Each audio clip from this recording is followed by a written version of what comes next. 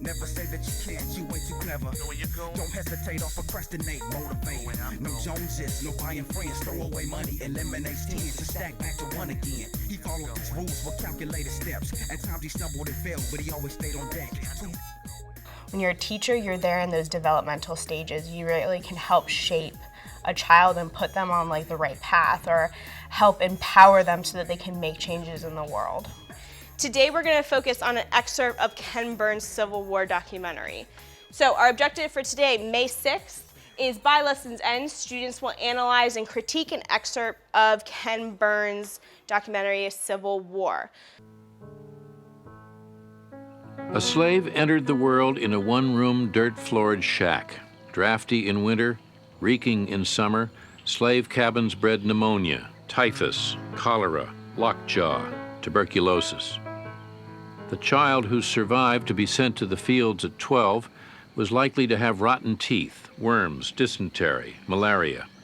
So the reason why I use Mr. Burns' documentaries in my classroom is because they're really well put together. The pacing is great. His use of primary sources is amazing. It takes a very complex topic, the Civil War, with all its different layers, and really makes it easier for the students to understand, and it engages them more. I learned how difficult life was for slaves, and how the extent of what I knew was full wasn't as much as I knew now. I didn't know how bad living conditions were for them and how they were sold. So what I want you to do now is turn to your elbow partner, the person sitting next to you, and discuss what you have written down for your 3 facts. I want you to share the facts with one another.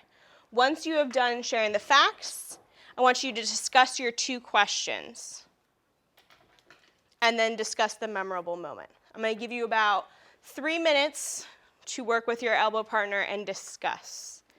So what I used was the 3-2-1 strategy, which you could use for literally anything. It's just something I use. It's a graphic organizer. So it's 3 new facts that you've learned, 2 questions that you have, and 1 memorable or enjoyable moment. So you could apply that when you're actually reading maybe some sort of literature in English, or when you're watching a film clip in social studies.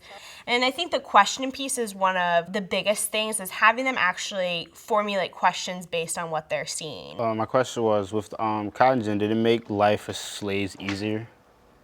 Okay, one of my questions relate to one of my facts. The expected life was to 60, and my question was, I wondered how did some slaves live to 60 in bad conditions. I put, if the slaves were getting sick in the cabins, why wouldn't they move them or make more cabins? If they have a lot of disease in these slave cabins, Joy wants to know, well, why didn't the masters just build new slave cabins? If it was really diseased and run down, why do you think that they wouldn't do that?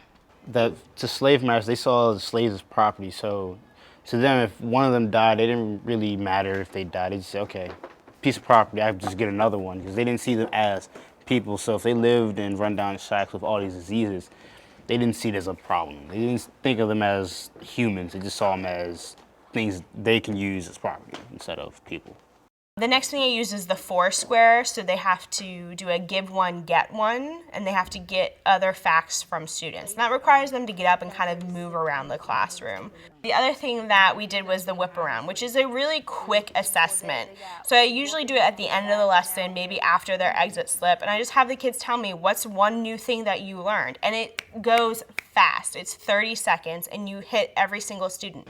The type of learner I know I am is a visual learner, because if someone was to tell me something, it's just hard for me to get it that way. But if you show me how to do it and you put it in front of me, then I would know how to do it versus just hearing it. If I hear something, it'll stick with me. That's with everything. That's with music. That's with teaching. That's with everything I do. All of my students grow from watching clips of any sort of film. But I definitely have seen growth with the Civil War. You know where you're going. Keep it real, keep it real. What? Keep it real. Yep. Keep it real, keep it real.